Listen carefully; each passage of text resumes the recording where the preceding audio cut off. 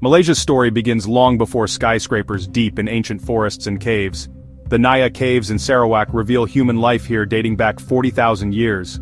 Early hunter-gatherers, ancestors of today's Orang Asli, thrived by reading the rhythms of jungle and sea. Over millennia, these societies evolved, forming communities and trading with India and China. The peninsula's location made it a crossroads for goods and ideas, gods, kingship and statecraft. Early kingdoms like Langkasuka and sites in the Bujang Valley show the influence of Hinduism and Buddhism.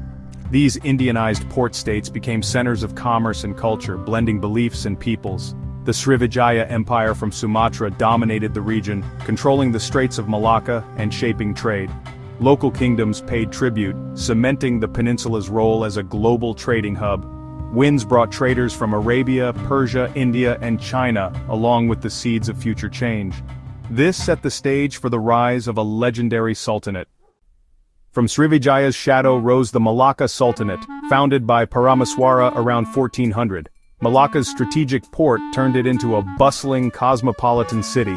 Languages and cultures mingled in its streets. Wise administration and the Undang-Undang Malacca legal code made it a safe, thriving trade center. Islam arrived with traders and took root. Malacca's rulers converted, connecting the state to the wider Muslim world. The Malay language, written in Jawi, became the region's lingua franca. Malacca's blend of indigenous and Islamic traditions became the model for Malay states. But this golden age would soon face new threats from the west. In 1511, Portuguese warships conquered Malacca, ending its golden age and beginning centuries of colonial rule. The Portuguese, then the Dutch in 1641, sought control of trade but never fully dominated the interior sultanates. The British arrived in the late 1700s, establishing Penang and Singapore, then intervening directly for tin and rubber. Through indirect rule, British residents held real power while sultans became figureheads. The British transformed the economy, encouraging tin mining, rubber plantations, and mass immigration from China and India. This created a multi-ethnic but segregated society, a colonial legacy with lasting impact. The peninsula became a patchwork of communities, side by side but rarely mixing. Colonialism set the stage for both economic growth and future tensions. The next upheaval would come with war. World War II shattered British rule as Japan invaded in 1941, bringing hardship and fear.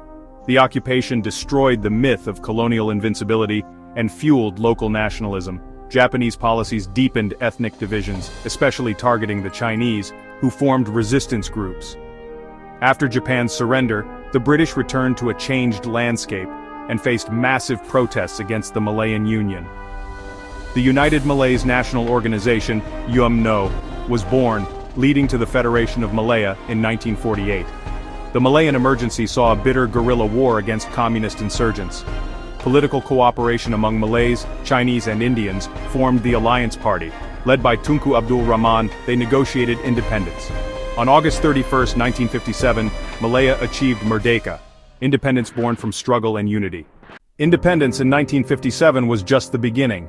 In 1963, Malaysia was formed, uniting Malaya, Singapore, Sarawak and Sabah, though Singapore left in 1965.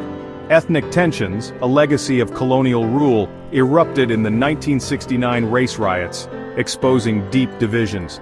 The new economic policy of 1971 aimed to reduce poverty and restructure society, creating a new Malay middle class. Malaysia grew into a vibrant modern nation, rich in culture, diversity, and economic dynamism.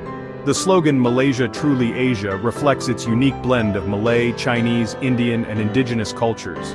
Challenges remain, but Malaysia's journey is defined by resilience and the ongoing quest for unity. Its story continues, shaped by diversity, history, and hope.